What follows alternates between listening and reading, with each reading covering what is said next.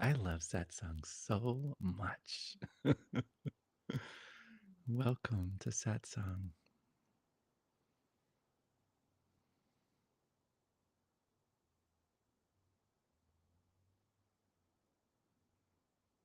It's so sweet that we get to come together and choose to emphasize maybe something we don't usually emphasize. Choose to explore, open to maybe something that we haven't noticed as an option with all the wonderful and crazy and wondrous and amazing experiences of our lives. All the hats we wear. Some of us wear lots of hats. All the roles we play. All the invitations. Boy, does life show us what's next and what's next and what's next and what's next. Boy, do our phones and our tablets and our technology show us what's next and what's next and what's next and what's next and what's next. And so sweet to just consciously notice what's not next and what's truly next. To notice the simplicity of this being that's here. To notice how every part of our experience is permeated by, infused with this boundless essence, this shimmering presence of that which is closer than anything that can come or go, that which is closer than the wondrous experience of Shakti and Samadhi, that which is closer and beyond the wondrous experience of awakening or noticing, whether it be personal or collective. To just notice that aware intelligence that is always at the scene of every crime, that aware intelligence that allows every unfolding to have a beginning, a middle, and an end. Every thought to have a beginning, middle, and an end. Every feeling have a beginning, middle, and an end. Every sensation have a beginning, middle, and an end. Every narrative, every storyline, every energetic matrix, beginning, middle, and an end. A full life and a great undoing. And to notice, even before the experience of endings or beginnings, just what's here in an ordinary moment. Ordinary as can be. Every atom in its place, every chair in its place, every thought in its place, every sound in its place, every stirring in its place, every planet in its place, every multiverse in its place, from the micro to the macro, from the dream of inside and the dream of outside, to in this moment, hold any sense of contraction or closeness or any sense of a fist consciousness, any sense of attempting to grasp or hold or understand or overstand, understand, to acknowledge how allowed, how much permission there is for this life force to be itself. How much permission there is for our feelings to be themselves, and for body's relationship of these feelings to be themselves. Our biology, our biochemistry.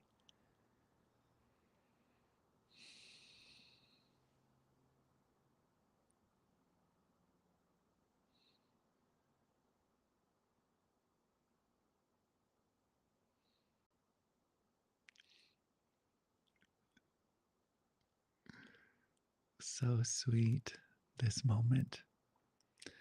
So sweet, this moment that we don't have to create, we don't have to evoke, we don't have to energize or hold or maintain or sustain.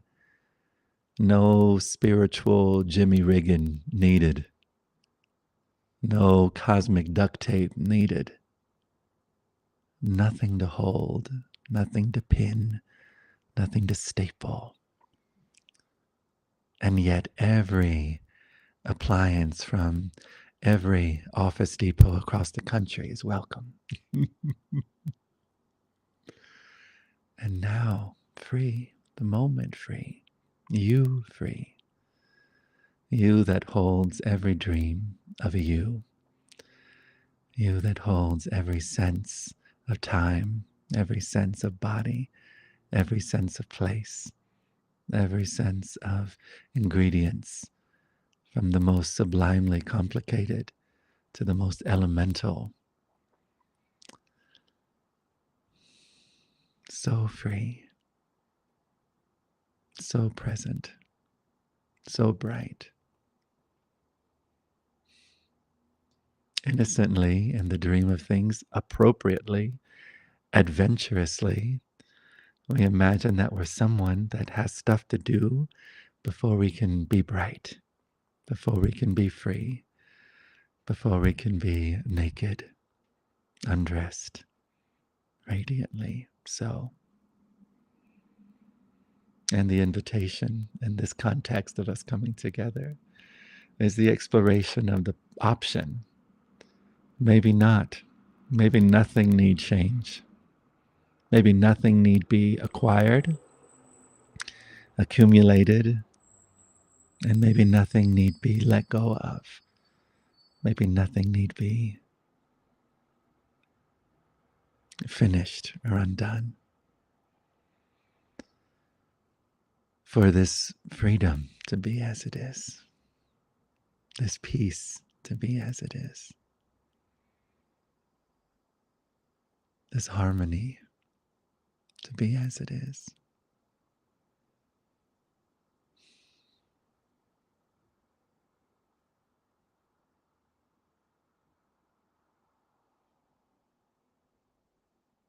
Before this satsang, I had the sweetest honor to have a Zoom call with a beloved who's up there in age and choosing to do assisted suicide on Wednesday. And this beloved is in a room with his family, a wife and son, and the son's beloved partner.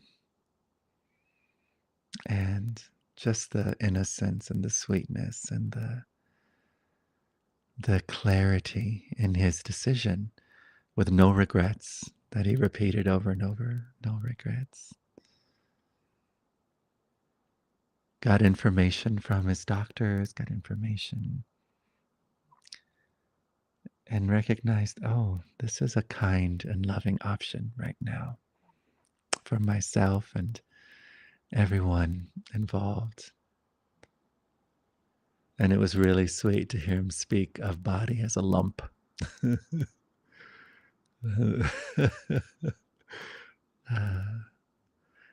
First, there's one shot, second shot, and then third shot. And then he was communicating from the space of, I am just going to stay behind as a lump. And so we just did a little exploring the space of possibility. The question was posed, how identified are you with this lump? Are you only a lump? What else might you be? And I love that he stopped and thought deeply. And he said, I'm integrity. Ah.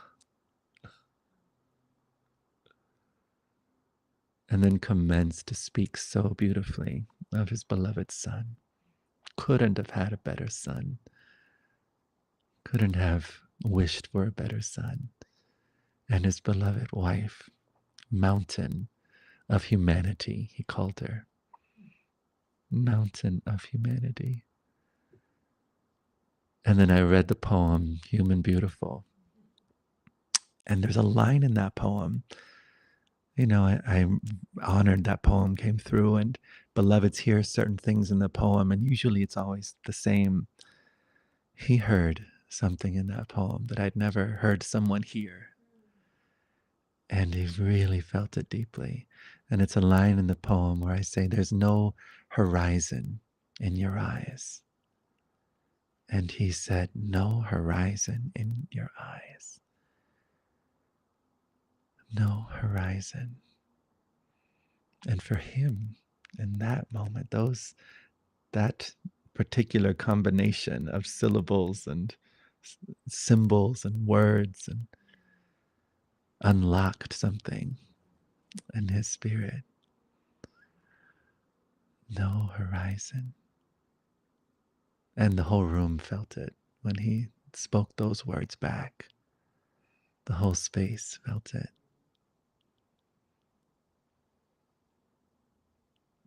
And he was like, no horizon in your eyes.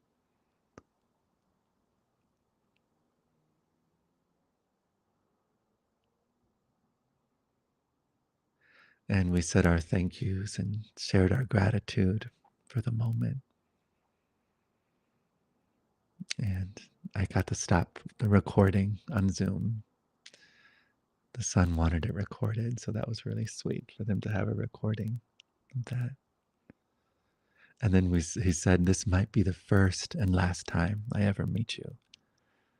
Who knows, but this could be the first and last time." Mm.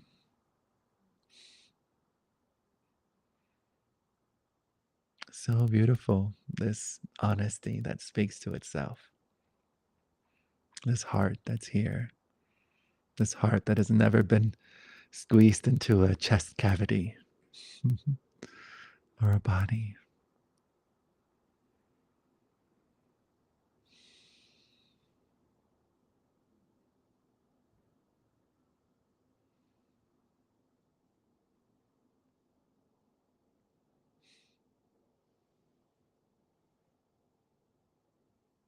And we have that sweet moment of no horizon in our eyes, even before there's no horizon in our eyes. Mm.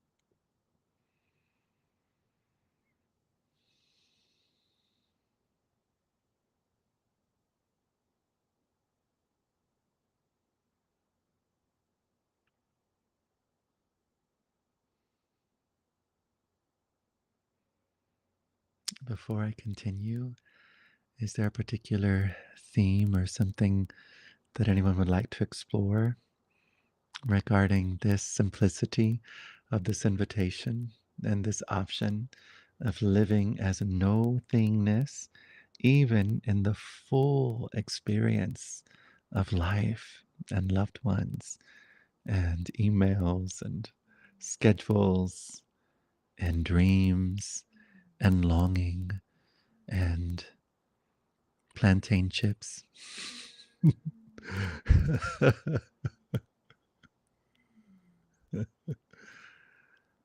Hmm.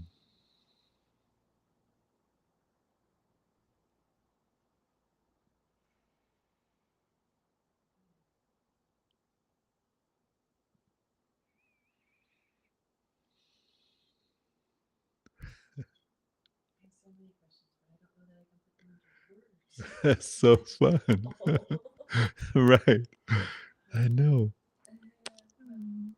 Right. So many questions, but who knows if they can come into words?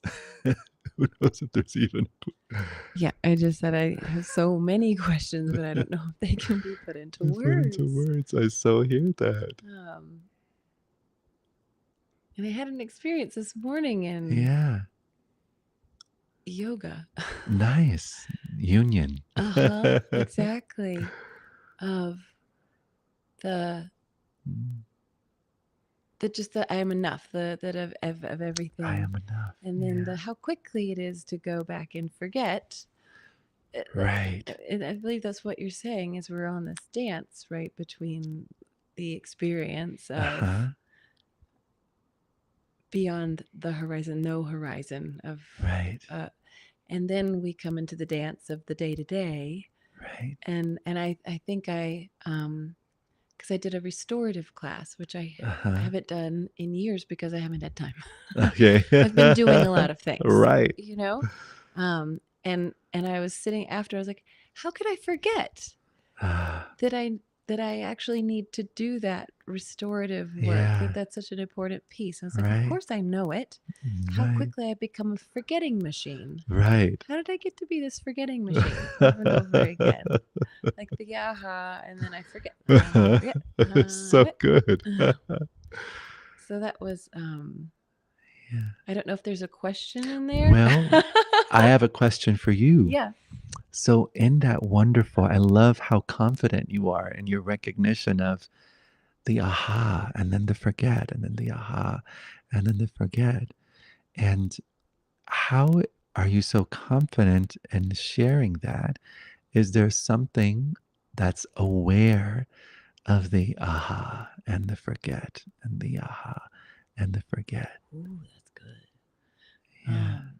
There must be. There must be. And for a moment, yeah, and now feel it's so Yeah. fun. And that just feel into Mm, the depth for a moment, or mm, just kind of like allow mm, our lovely octopus tentacles of perception to just mm, open to this that is simply aware. It's like when there's aha, there's also awareness. mhm, When there's forget, there's also awareness. When there's hatha yoga, mhm, there's also awareness. When mhm. there's yin restorative yoga, there's also awareness. When there's activity, there's also awareness. And when there's rest, there's also awareness. When there's awareness, there's awareness. When there's unawareness of awareness, still awareness. What can so confidently say, I'm not aware of awareness? And so, this is an awareness that includes all our sensations Mhm, and all the activity of a life, mhm, all the flavors mhm, of an experience. mhm. And it's really sweet that even as we do this life and this life does us, Yeah. it's like, oh, yeah, what about this moment hasn't changed? Mm, I recognize the nervous system is going this way, mm, and then I recognize the nervous system going that way. mhm, And it's really sweet to feel into and consider. So, mhm. in this moment, yeah, what's your experience of feeling into just the Mm, simplicity of awareness? mhm. You make it sound so easy, which is what I, I love about you. I so love that. I so love that. Well, just the stepping back behind Yeah. that. Who's that? Yes. Who is And that? finding that the continuity, even now, Ah, the, even being unaware is aware. That one I might have to sit with for a hot second. right. Well, for a moment, have you ever had an experience of not being aware? I feel like I have. That's so sweet. I know. Right.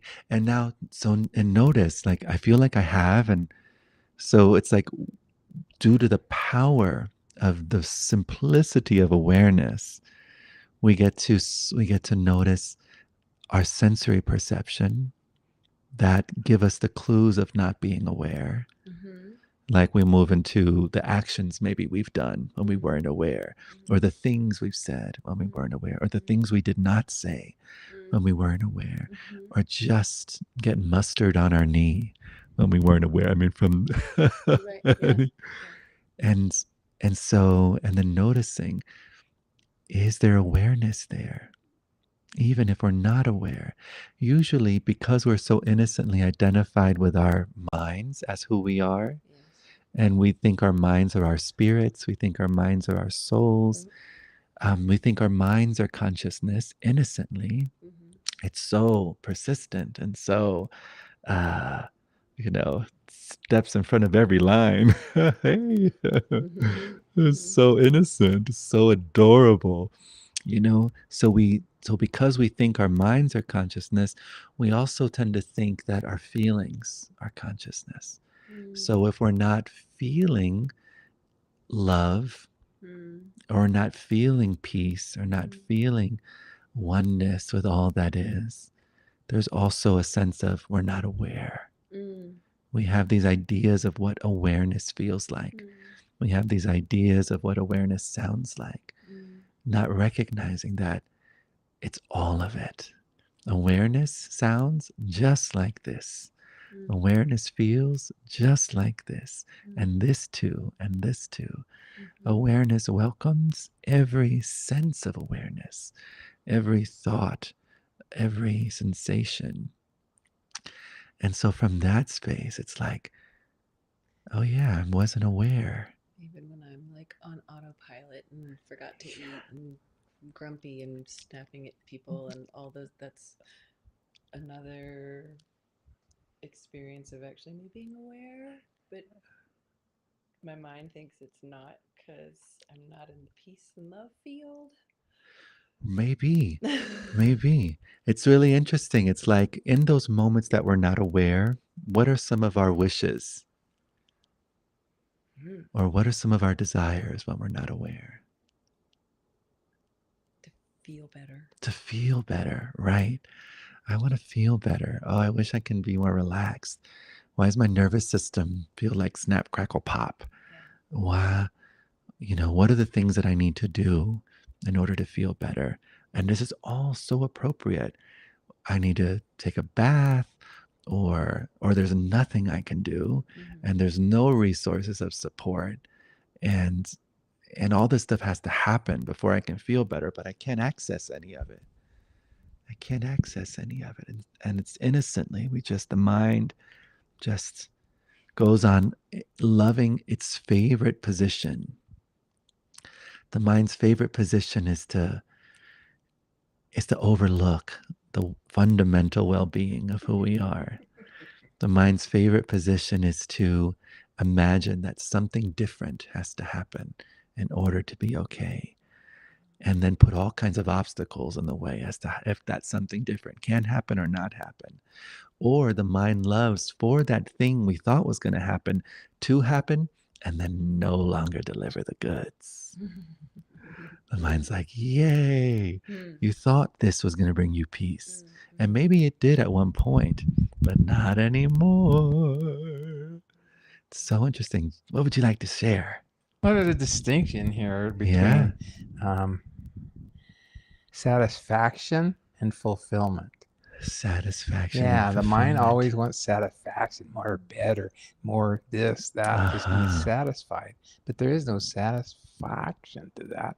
There's there's just fulfillment. When fulfillment is, then the mind's job's over. It's like The mind's job is over. Yeah. What's the mind to do? That's right. Fulfill. It goes into hyperventilation. I mean, whatever. I don't know, but it's just. But if you just go, all right, just be fulfilled, and that's the truth of that's reality of you already are fulfilled, Right. And so, you go there, and here you are. Right. There's no seeking for satisfaction because there's nothing to satisfy. Right. I hear you say satisfaction, and I hear the saddest fraction. Satisfaction. The saddest fraction. Of this world. I like that. It's so, I love that we're discovering new ways of speaking to this, and there'll be so many ways of speaking to this, and it's so exciting. The wonderful ever failing attempt to speak to the simplicity that is this, the sweetness of the fullness that is, and still go ahead and try anyway. Speak anyway. But like, we to start noticing mind's innocent ways in which it refuels its sense of separation. And there's three main ways. Separation. Separation, desperation. Du-du-du-du. And so we can start noticing, like, oh, mind at play. How does mind not notice the fullness that is, the peace that is? Because mind moves into indulging in its stories. That's the itch. It's like, what does indulging look like or sound like? Oh, I have to do this or I have to do that. Indulging always exalts identity, time, and cause and effect. So it's the identity of me, and then time. It's like, oh yeah, there was a time I was at peace, and then what happened for me not to be at peace? And now what do I have to do to maybe be at peace tonight, or hopefully the next second, or am I going to be this way till I die? Am I going to, mine will use time as a way, and then cause and effect. This is going to give me this. This is going to give me that. This will helpfully give me that. Oh, this didn't work this time. Maybe this is the thing that will do it. And it goes everywhere from the most mundane things like having a bowl of cereal to, a retreat in Bali innocently. And it's wondrous. What an adventure. But we can start noticing, oh, hi, mind. Look at you indulging. Look at you with the itch. Look at you refueling the sense of separation. This very innocent assumption, this unquestioned assumption of separation, separate from the bottomless depth of peace, separate from the ease of being, separate from the love that welcomes every feeling, every sensation, every circumstance, every plot twist with a graceful, uncontrived delight. That indulging, hi, indulging. And then another strategy is to avoid.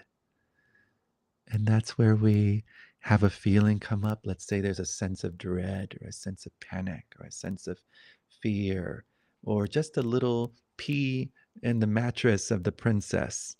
And it's like, oh, no, no, no, no, no. Okay, I need to move to all kinds of things.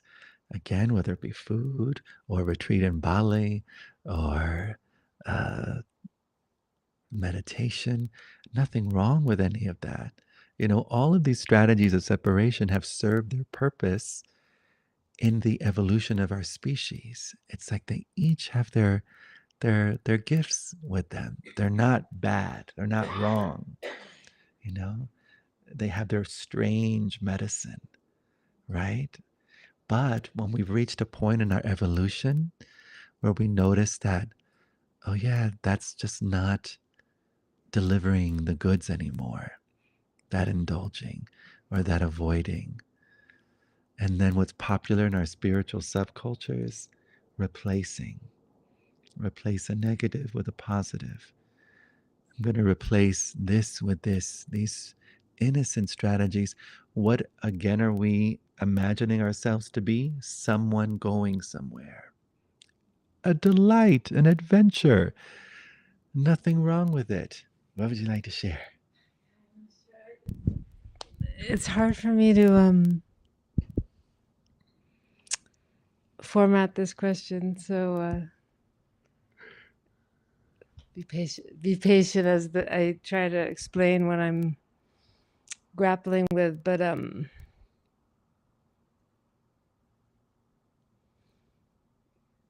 So you mentioned this end of life experience today, Yes. and someone wanting it was time Right. to gracefully go. Mhm. And what I've been sitting with today was this story that was in the New York Times about this anorexic woman who also just wanted to go. Yeah. The struggle being too much, and why wasn't she allowed that choice to also end her life? Mm. If that's Mhm. her choice, if that's we Right. let other people make that decision, but we Right. don't let people. There's too much positivity bias. Like you must be cured, you must live. Right. So, anyways, I've just been sitting with that story and thinking about that idea that it's also okay to want to die. Right. That we don't need to It's an option. replace Mhm. it's sort of what you're saying about replacing. Like if you make the choice to feel all that negativity, Mhm. and that's also a flavor. Yeah. Yes, I mean all things are permitted, but then Yes. I get the sense, but you miss something, you overlook something. If that's your decision to, Right. I don't know. So there's some confusion there about. Uh-huh. Well, I mean, that's what's so fun about satsang and this invitation is the invitation to die before the daddy dies. Or I wrote this song once where the chorus said, when you want to kill yourself, you want to kill the past, and the past is already dead.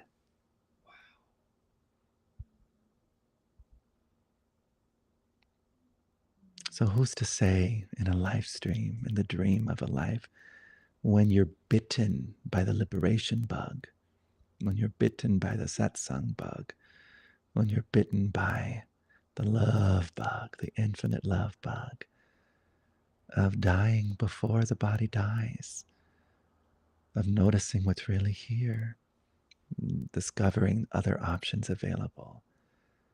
The option to question one's thoughts, that's a huge revolutionary leap in the collective experience of our species. To recognize I have the option to question a thought that arises. I have an option to question whether the thoughts that are appearing aren't some amazing council of Greek gods in a throne on Mount Olympus. Maybe they're just doofuses and I can question them. Everything can be questioned as a gift, as an exploration, as a curiosity. So, yeah, when we're in this suffering, you know, it's one thing that I also love is suffering doesn't have to be a mystery anymore. Suffering doesn't have to be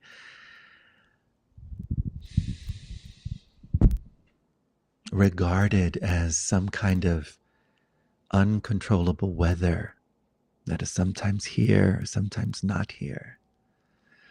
We could actually get curious and start little by little learning the mechanics of suffering, how suffering begins. All suffering is an argument with what is. When we argue with what is, I love how Byron Katie says we lose only 100% of the time. Nothing wrong with it. It's so innocent and it has its place. Sometimes arguing with what is totally has its place. But it's up to us and our own freedom and our own discernment to recognize I have the freedom to suffer and I have the freedom to tell the truth. And what feels good right now? It's okay if suffering feels good. And it's okay if you'd like to question the thought that it is causing the suffering, the stressful thought, you know?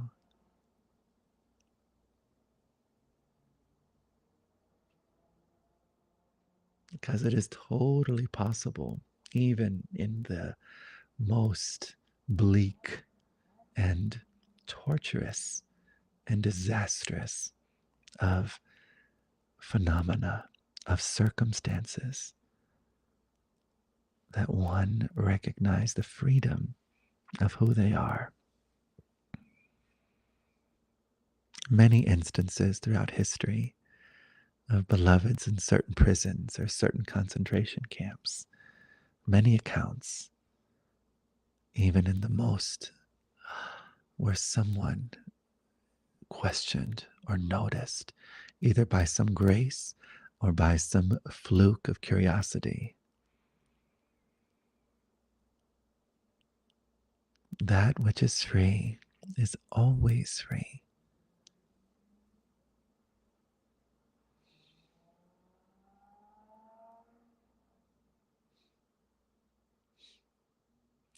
And it gets to meet itself now and hear itself now and recognize the compassion that holds all the beloveds. I have a song that came through many, many years ago that says, "My stomach's full, I am doing well.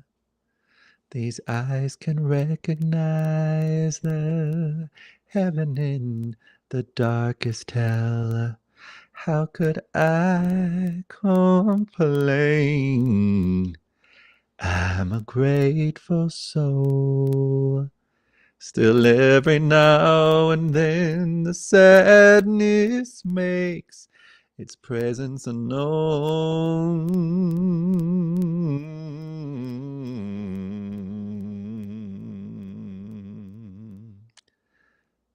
For the millions of beings who lose their homes, one tree at a time.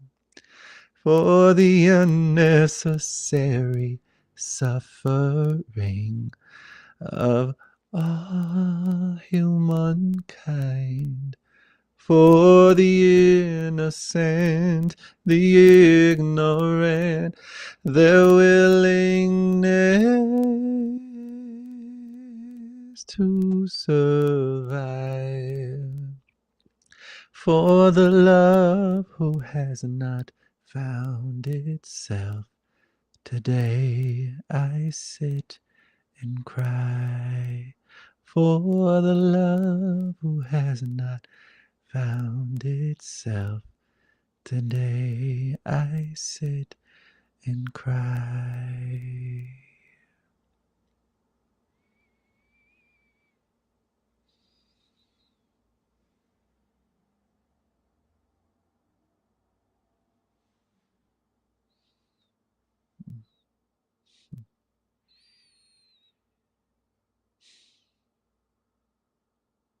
And the next song is all about laughter because love always finds itself. Love finds itself this way and that way, and this way again, that way, this way again, that way. Ha ha ha ha ha ha ha ha ha.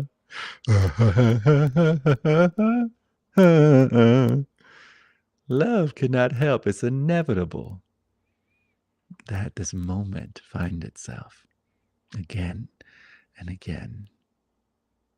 That freedom see itself again and again.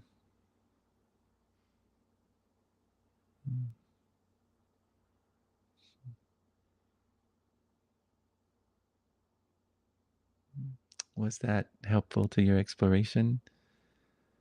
Or is there something more to what you initially were contemplating regarding this beloved and the suffering that occurs? And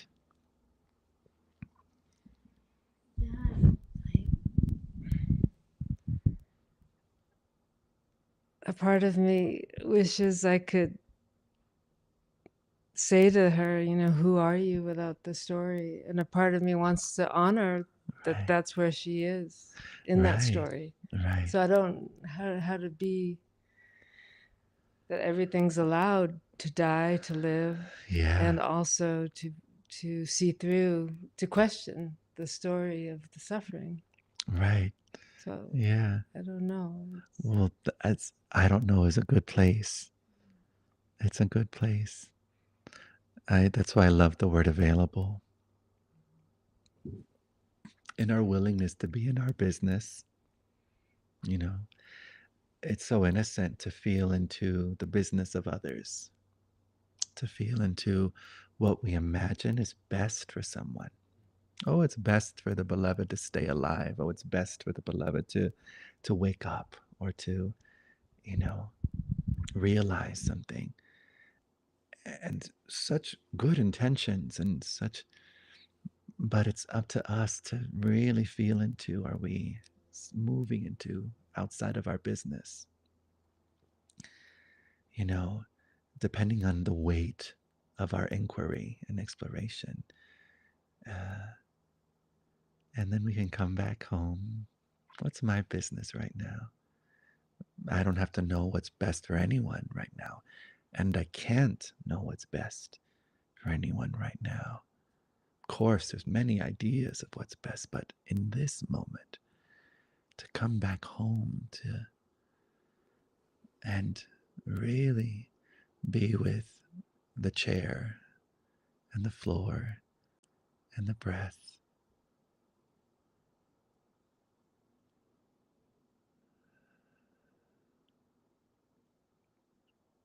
And in that available vessel for this moment to respond to itself. Maybe we do send a message on an Instagram account, a DM. Maybe we do ask angels an assignment, show up as the next person they meet at the bagel shop, like, or this experience or that situation at the doctor's office, maybe the nurse, maybe you are everything. You can show up as every possible expression of this moment, lifting up the veil and saying, "Hi, peekaboo." But in our availability, that's the uncontrived flow of the spontaneous intelligence of love that can't help but to be itself. That is unstoppable, this force of our intelligent nature. Mind's intelligence, innocent. We can say it's a closed system of intelligence. It's a very innocent, outdated fist intelligence, attempting to stuff information into pockets and pockets and pockets, and information and scenarios and options, very limited options, solely based on a very tiny perspective of what's here, what's available, what's possible, innocent, but in our willingness to be open palm consciousness, open palm intelligence. Palm, palm, palm, palm, pa pa palm, palms, bada bada bing bing palm, palms. Sweet. Yeah. Oh my goodness. Mm-hmm. Struck by your comment of Uh-huh. staying in our own lane or getting into Yes. other people's business or Right. minding. I remember exactly the words you used, but Right. it really landed. Oh, sweet. How much time we spend Right. out of our lane, Right. minding things that are not our business, Right. because we think we should have a say or an opinion, Right. or that our opinion is noble or worthy, Right. whatever. That was really helpful. I just Oh, want I to love reflect that. that I love that that. I think I'm guilty Right. of, It's so of innocent. minding other Yay. of business that's, you know what? Yeah. Let it go. Oh, It's not for me to have right. to tend to or mind that person's What a relief. decisions or not decisions or what they are or not doing. And there's freedom, tremendous liberation in being right. like, oh, well, never mind. Oh, Well, there's what am so I much even energy doing? available. Uh-huh. Right. I can just mind and tend to my own Yeah. predicament situation. Yeah. And anyway, I just wanted to reflect What a that. I sweet thought that was option. I really love that you powerful. heard that so Yeah, truly. yeah, it jumped out at me. That's so sweet. Yeah, that was such a gift discovering that in my world, in my life, in my it's like I really got to be a soft, loving nervous system around the people I love the most in this world instead of the other thing that I was when I thought I knew what was best for them and what they needed to do and how. It's amazing the innocent violence in that communication. Yes. Hmm. Yeah, the innocent violence. Yeah. Yeah, and it doesn't matter what words we're using or how poetic we are or what the beautiful books we give people when we're preaching our gospel from a sense of I know what's best for you.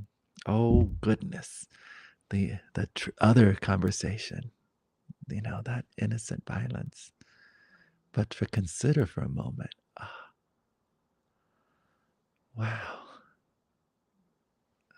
And then we notice, oh, I saw you as a victim my whole life. And right now I finally see you're not. You're not a victim. Wow. You're capable. Wow. You have life force energy flowing through your hands and your head. And oh, wow. The universe knows exactly how it wants to live through you as you. It's so sweet. Mm-hmm. Just responding to that, though. Uh-huh. I mean, for me, I'm mostly in my own lane, very self-absorbed in a way. And so for me to randomly like be pulled out of my lane because something was moved. I mean, I've never Right. in my life written a poem to someone I read in a newspaper article about. And Oh, then you wrote a poem. I wrote an erasure poem because the Oh, whole I thing love was about that. anorexia. She's anorexic and Yeah. she kind of, it's like a protracted suicidal ideation. Yeah.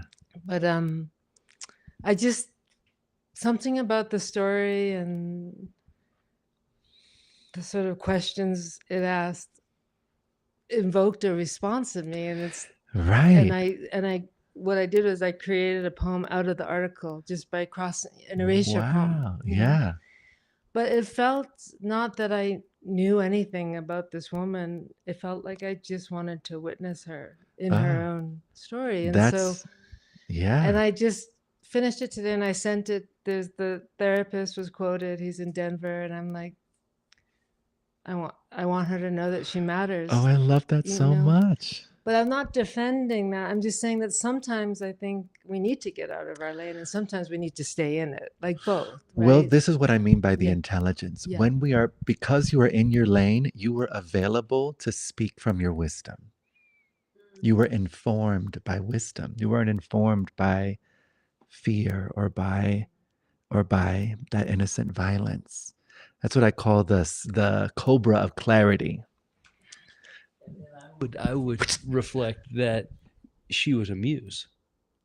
You tapped Yeah. that was yeah, there was a inviting that story into your lane as a muse to speak to what it brought up in you as it relates to her, and presuming that you didn't have the answer, but were just exploring this situation. And therefore I wouldn't put that as getting into her business as much Right. as allowing her story to be a muse in your own reflection. So beautifully put. Oh, can you? The language of the article and not interject I love that. anything about. I used only the language of the article. That is so powerful. See, that's brilliance. That is art. That is this moment loving itself, this moment meeting itself. Yeah. Thank you for being available for that to come through. And in that way, in that creative way. And then who knows, even before it gets to her, it already altered the fabric of our hologram. Yeah, not to Can you? Yes, sorry, not to perseverate, but that article before the New York Times shut down the comments, there's like 750 comments. Like people, something in Wow. this story touched people. Yeah. And I would have just loaded it in the comments, but they were shut. So I wanted her to know that, I don't know, there's something in it. There's something that Thank you. touched me, that Yeah. she didn't believe that she mattered. And I Right. wanted to tell her that even if you don't matter to yourself, you are mattering. You know, Yeah. your story matters. And Yeah.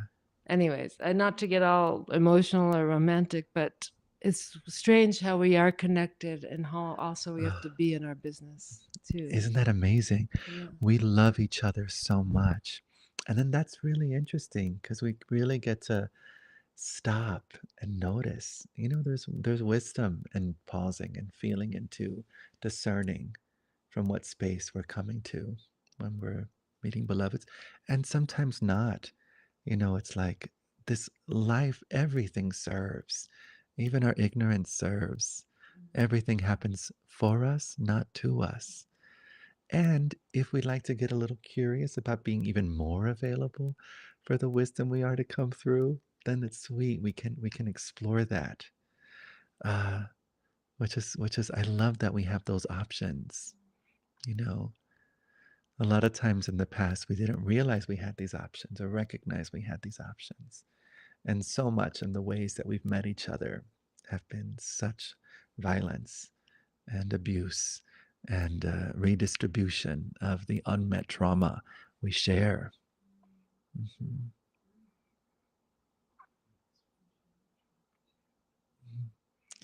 So, how lovely to be that available.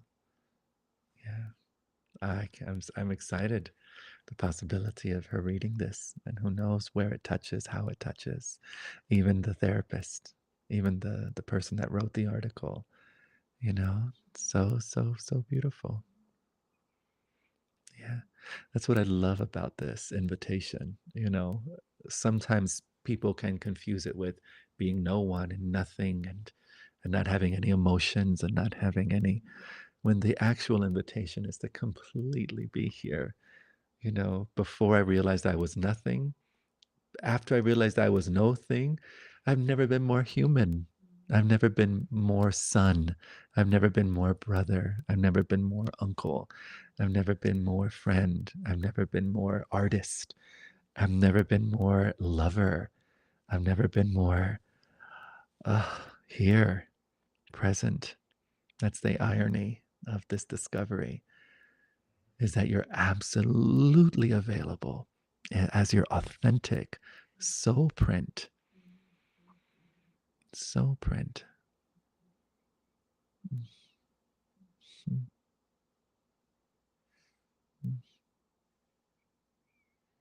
So available but contained. Or no, Speak more. maybe available, Uncontained. but how do you pair the available with that idea of staying with what's yours, to stay with, like, what's the Right. counterweight to that? Well, it's kind available? of like, let's say we're in our story, in our stress. And again, this is not that it's wrong. We have options available to us. You know, so part of that availability is recognizing there are options. Some people don't know there's options. This is the way and this is what I have to do. And or God told me, or the devil told me, or the demon told. You know, it's like we're just like, but to consider, oh, wait a second, I appreciate that suggestion, and and what's here and what's present. So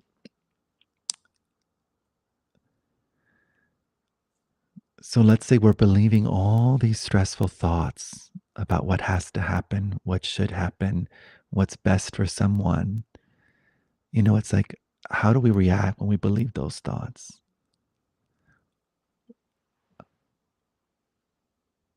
How does our bodies react when we believe those stressful thoughts?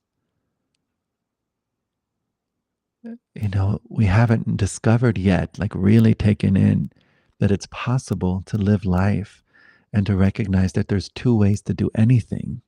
as Byron Katie says, which I really appreciate the simplicity of how she says it.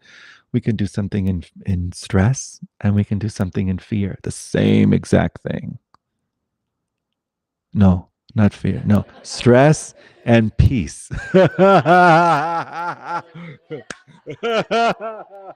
Sorry to break it to you, folks.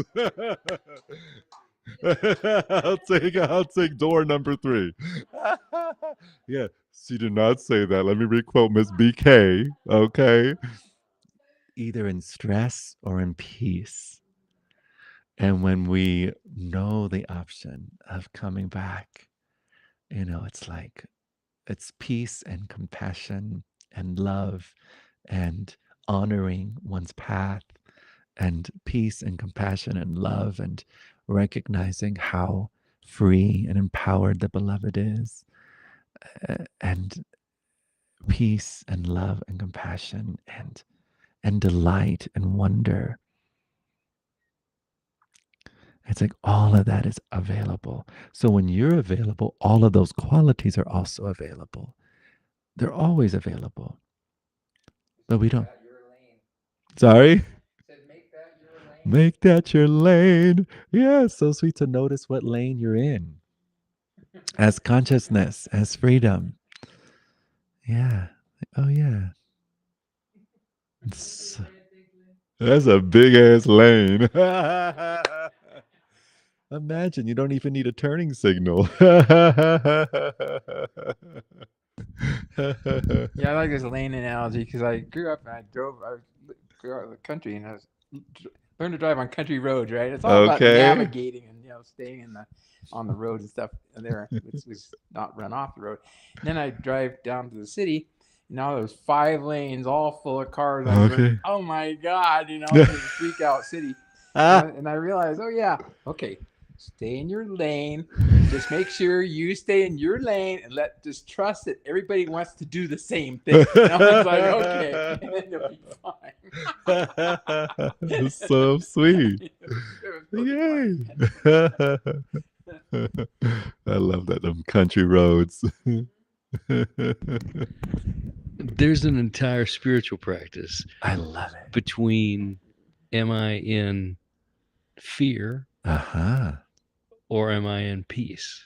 Right. Am I in stress yes. or am I in peace? Such sweet inquiry. That's a whole, if you just every time before I were to respond or react, right, check myself, am I right now in stress or am I in peace? So good. It seems like an achievable spiritual practice. I love that. It's binary. Yeah. And it's simple. I love that. So and I think that, yes. Like when I come in and interrupt you while you're working on your I'll computer. choose to be in stress. in my lane. But there's also the choice to respond in peace. Either is valid. It's just a choice. Yeah. Either is valid. It's just a choice.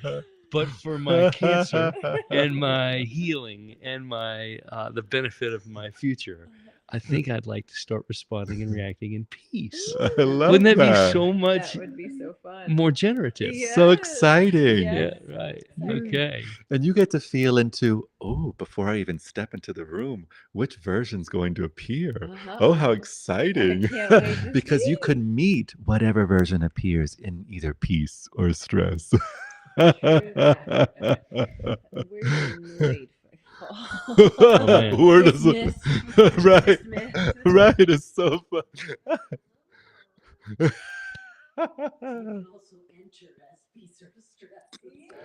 Right. It's so fun that we all have these options available to us. Yeah. To me in any kind of way. I'm like, oh, there he is just being in stress. Right. That's- Isn't that exciting? That's okay. That option? That's I cool. have a tendency to respond/react with whatever energy is coming at me. I respond with that energy plus a nickel. Mm-hmm. So if Right. someone comes at me with stress, I amp the stress. Right. If somebody comes at me with peace, I hope, I believe, I imagine that I have a different that hopefully I respond with equanimity and equal peace. And here's a little fun non-duality wrench. It's only ever your story about the someone and how they're coming to you. Try touche. Which So true. it gets overexciting. Cindy, what the heck's going on? That means that your story, my story's bumping into your story. That's like the 400 level. I'm still down at the 200 level, but you can bring me along to but first we got to get to the 300 level. You don't want to play story twister? So yeah, when you come in stress and you return more stress, that's called appreciation, because that's how money works, right? It appreciates, right? You know, it provides more. You know, so that's our natures. Yeah, being appreciative. Yeah.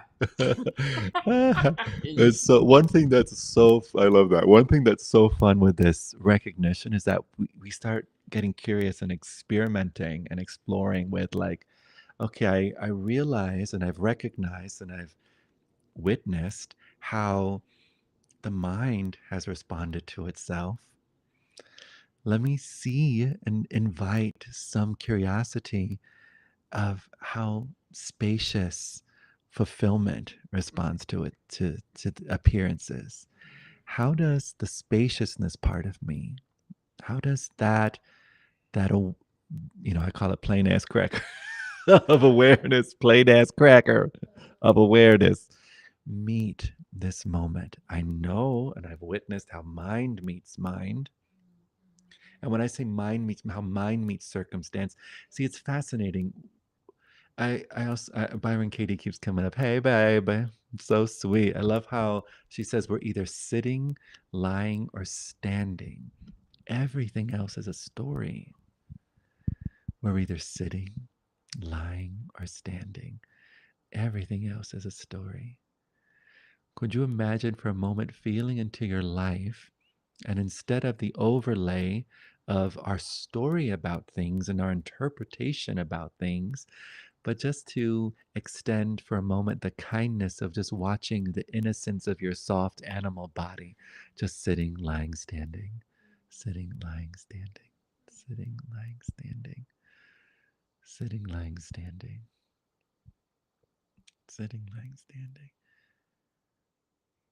It invites us to recognize, wow, the world, the only world we've ever known, has been the story of the world, our story of the world, our interpretation of the world. That wondrous superimposed grid or net, of all that we've learned since we were taught tree, dog, knee, good, bad, hot, cold, delightful. And even though we've labeled and defined and described and measured and continue to do so, the powers of mind have never once actually turned anything into that stuff. In other words, everything's still free. Everything's still undressed. Too big. Not even covered a nipple with all those thoughts. Every thought ever thunk. This moment, still free. We can call a chair 1,000 times. Everyone on the planet can agree. But it never once actually made it so. It's still free. We just made up the concept chair. Wondrous. But it's so fun to just feel into, wow, all that we've made up. Wondrous, adventurous. Not saying that making up is wrong. Continue to make up and more make up. How exciting.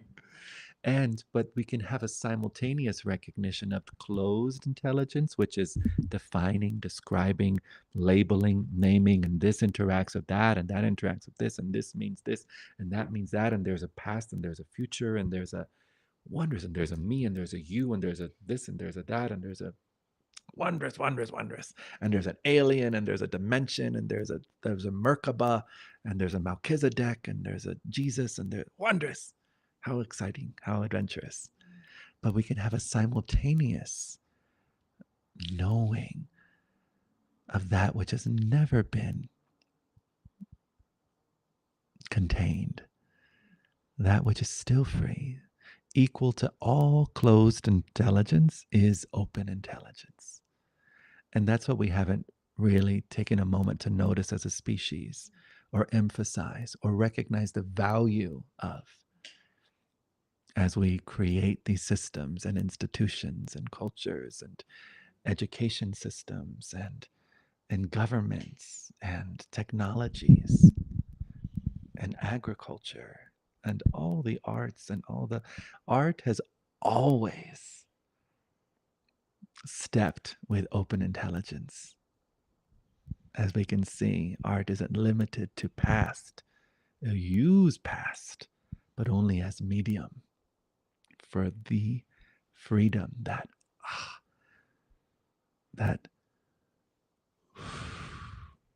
or I just pictured so I just figured that has blown the art into our world. It's such a gift, this art. What did you want to say, Jim? Oh, I don't know. Well, there's no in and out, so you're talking about. We're talking about belly buttons now. You're talking about identifying and naming. You got an innie? You're talking about identifying and naming things and stuff. So I heard an acronym from a guy, and he says, SIN is separate, identify, and name. Okay. Yeah. That reminds me of this. Separate, identify, name. I love that. It reminds me of this thing I heard someone say once about God and the devil watching this man in the desert. And God's like, he's coming with me. And the devil's like, no, no, no, he's coming with me. And God's like, and the man is there kind of wrestling with like, I'm going to die. And but let me say a prayer. But I don't need a prayer. I need to live. I need help. I need water. And so the God and the devil are like, I'm gonna go. And then God's like, watch this. And he goes, whew, in a desert. The man falls down, face first in the sand. And he's like, and then God's like, watch this. And then a desert rose appears right in front of him. And he's like, and the man sees the rose and he's like,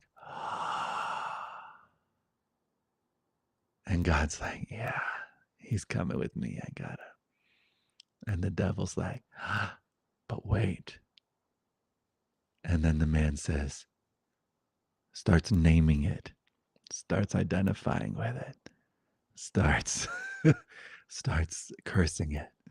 Why do you get to live and not me? Why did this happen? And why aren't you a glass of water? Why do you have to be a fucking rose? Why can't I eat you? And so the God and the devil's like, I got him, he's coming with me. So yeah, sin, separate, identify, and name. So innocent. Mind will always describe. Mind never has to stop being mind. Sometimes in our spiritual subcultures, from the most wise beloveds, we hear mind needs to be still, a still mind. Cultivate a silent mind. That is a beautiful invitation and could be a strategy of ego to notice the impossible. It's kind of like stop masturbating. Or no, yeah, stop masturbating. Right. I was like, did I say keep on masturbating? Because that's a good thing. No, stop masturbating. But to recognize, oh, wow, mind gets to be mind. Just as hummingbird gets to be hummingbird. Fruit tree gets to be tree. Masturbation gets to be masturbation. Gets to be itself. In my experience, there's no part of me ever thinking mine needs to stop, or thoughts need to change, or beliefs need to stop, or beliefs need to change. It could be, well, this is what's so fun because there is, until we get familiar with this, which remains totally unaffected, it's kind of like until we get familiar with our sky-like nature. Sky-like nature, so let's say right now, feel into all the identities you have about yourself. We have our names, we have our genders, we have our cultures, we have our DNA, and then we may have our spirituality, and I'm a soul, and I'm an energy, and I have lifetimes, and or I'm a star seed, and I've come from this star and that star, all these different identities, and then to also feel into, which is just as natural as all of our identities, and just, or I have a nose and I have this particular sacred geometric expression of body, and there's also this part that is completely undressed, and every time we stare in the mirror we may notice body change. We may notice that there's been shifts in our belief systems, or we've matured in some ways, and there's also something about us that we don't necessarily recognize unless life has somehow invited us to, but there's something about us that has not changed. That's the same. That's just the plain ass cracker of awareness that I talk about, that we don't notice because it doesn't have any Texas caviar or cheese whiz or guacamole. Cheese whiz, guacamole is all the wonderful mythologies that we create. Wondrous ideas about dimensions and past lives and future lives, and nothing wrong with any of that, but it's a distraction. It's mind saying ha ha ha ha ha, still not noticing what's totally naked and whole, still not noticing the fundamental well-being, but also the fundamental well-being is saying ha ha ha ha, this is so much fun, yay, this dream, yay, this hologram, yay, this, how exciting all of this. Nothing wrong with any of it, and it's gone at its inception. Gone at its inception, self-releasing on its own, moment still here. Thought, come and go, come and go, come and go. To the moment that knows no time, every galaxy, every collision of galaxies. No time, no. And so that part of you, as we get familiar with that part, it's kind of like feel into the sky. Let's say you imagine that you were a shepherd in a field and there's a rain cloud coming, or a tornado, or how does the shepherd respond to the weather turning? A ditch, a tree, right? Shelter, protection. And now for a moment, feel into the vast presence of the sky. How does a sky respond to a cloud coming through? Forming and then dissolving. How does a sky respond to a hurricane coming through? Forming, dissolving. How does a sky, infinite space, respond to a star system being birthed? Coming and going. That was The movie that's screen. the one that made the most sense. Oh, I was I like, love that. oh, I get that. Yes. As that the awareness, which is just a screen, and then the movie Yes. gets played on it, and then that movie ends, and the screen's still available there. Yes.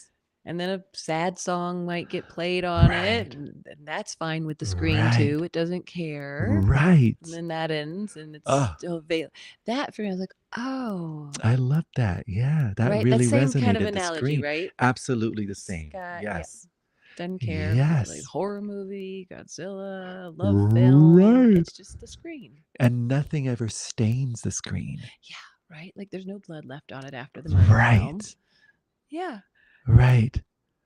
Right. So then No. this is where we start noticing that that screen doesn't have to be something so abstract or coming and going, or that we have to get to by meditating in the Himalayas, or fixing your chakras. Of course, all of that is fun. And the screen is still here, Mm-hmm. even during the movie of someone fixing their chakras, or Mm-hmm. someone releasing their trauma, or Mm-hmm. someone. Uh, and so we can notice and emphasize the screen Mm-hmm. throughout our everyday normal lives. And just begin to cultivate more of a relationship with that At part. first, it feels like a relationship, and that's totally appropriate. And then we start shifting our emphasis. We're like, oh, wow, I'm more of the screen than I am my name, Right. or I am my body, Right. or I am my house, or I am my planet, Mm-hmm. or I am my world. And I can still totally be in this world as my body, Mm-hmm. as my name, Mm-hmm. as one who likes this and who doesn't like this, but in peace. The emphasis of the screen, the invitation, the uh, noticing, and the being of the screen, it's just so sweet. What a sweet gift. Oh my gosh. And then our bodies show up as the screen. Mm-hmm. And then we're with those we love, and it's just pure. I hear you. I see you. Oh my goodness, you're so welcome to be as you are. Oh my goodness, you're so welcome to have that emotion. Mm-hmm. Oh, you're so my good, which you already do in so many Mm-hmm. ways, which is so sweet to recognize Mm-hmm. how we've already been living as the screen. If we're living as love, we're living as the screen. If we're living as peace, we're living as the screen. Love, peace, kindness are already qualities of the screen. Mm-hmm. Our minds may imagine we need to cultivate love, or get more love, or get more peace, or get more, which is totally innocent. And when we open for a moment, which a microdose of opening is just a microdose of not having to know. Mm-hmm. In this moment, I'm not going to know shit. In this moment, for fun, as I sit here in line at the grocery store, I don't have to know my name. I don't have to know my planet. I don't have to know what's in the cart. I don't have to know that there's such a thing as people. I don't have to know that there's a body. I don't have to know. I'm not going to know anything right now. And that opens, it's a microdose of recognizing open intelligence, undescriptive, non local awareness. Also, our nature, just as natural as our nose, just as present as our bodies. Yeah. And that's so, so sweet, that option, an option. Yeah.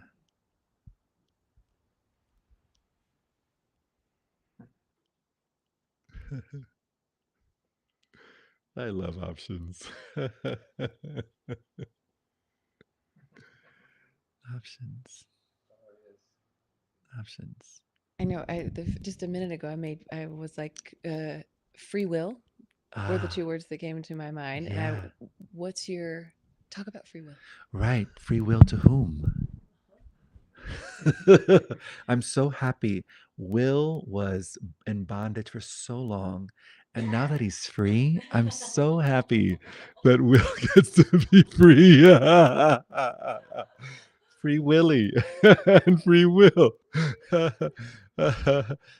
If free will is exciting to you, how exciting.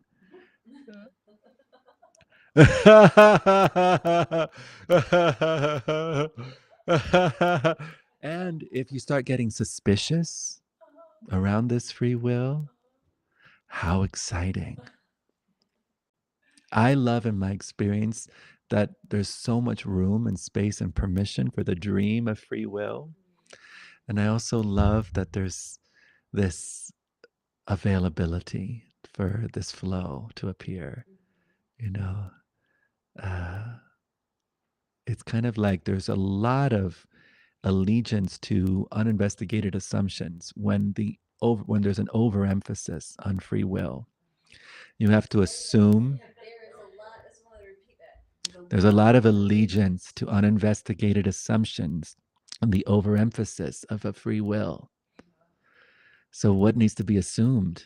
I'm something separate. This is going to be bad. This is going to be good. This is going to be wrong. This is going to be right. I got to get it right. I got to do it right. I got to say that right. I got to make sure that this happens and that happens and that happens. I got to check all the boxes. I got to love myself.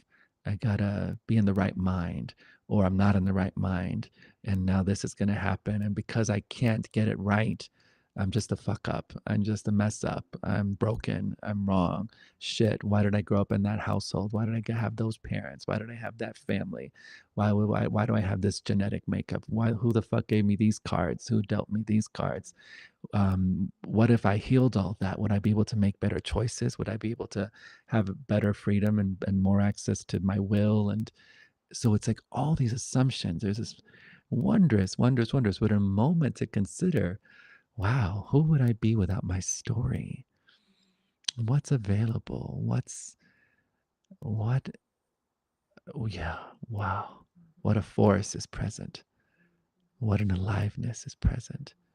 What a fulfillment is present.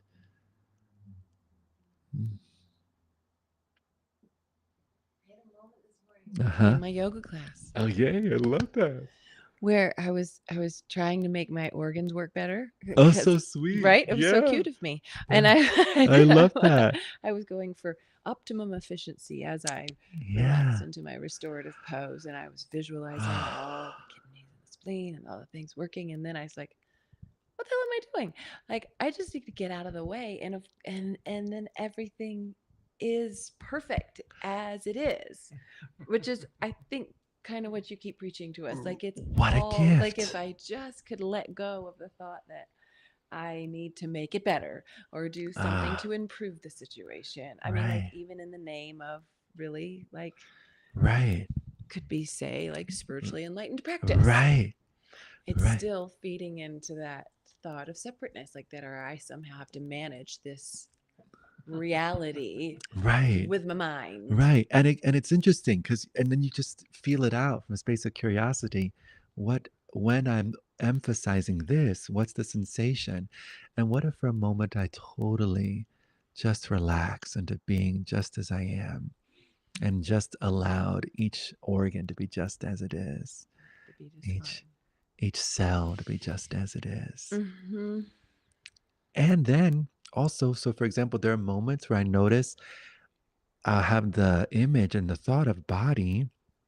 And if there's a certain sensation in my throat, or I notice, in the availability of the creativity, imagination can be so useful, where I'll imagine my cells turning into angels and singing the highest choir of they're the highest form of praise, like a choir of angels.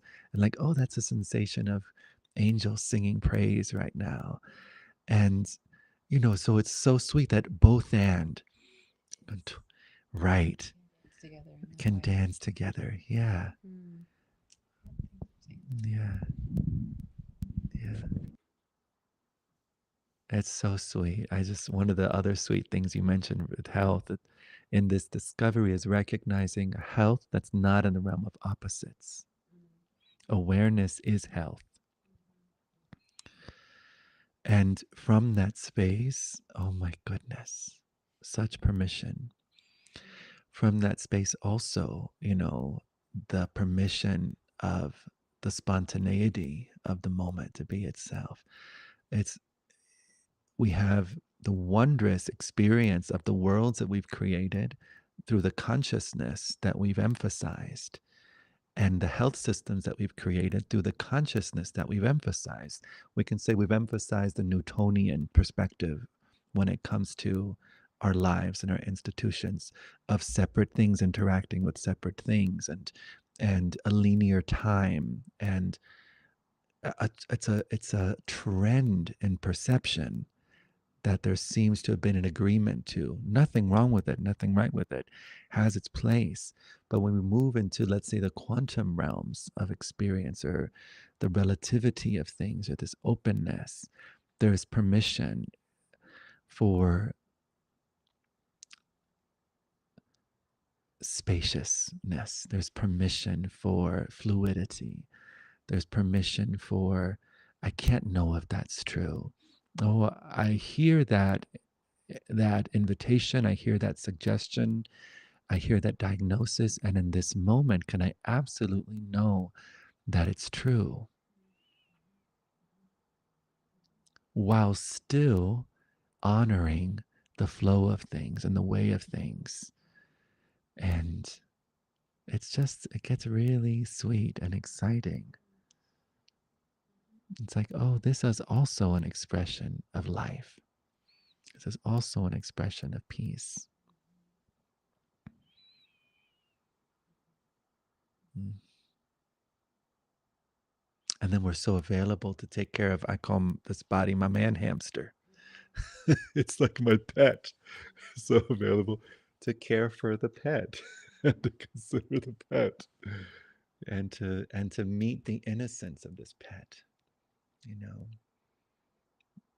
And then all of our innocent thoughts about, what did I do wrong? How did I do wrong? What did I put inside my body? What was I eating? And consider for a moment, so innocent, just right, just right. The soft-bodied beloved.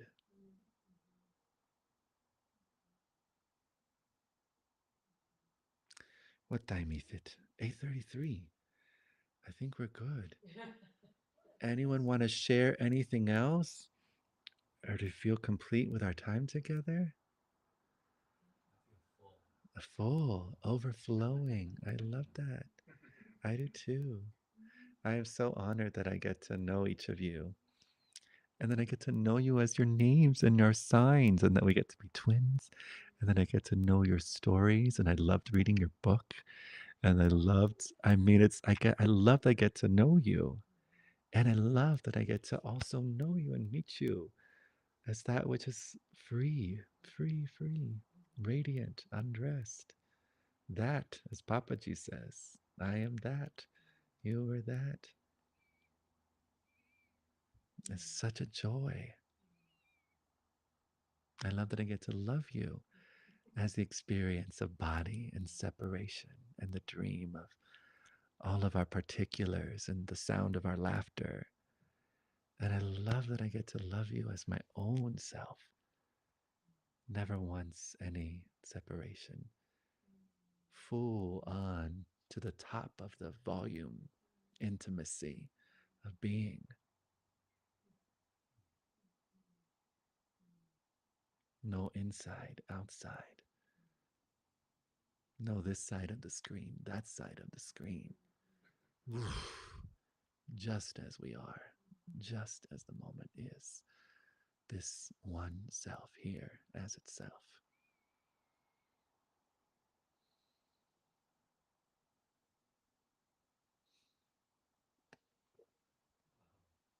Aho.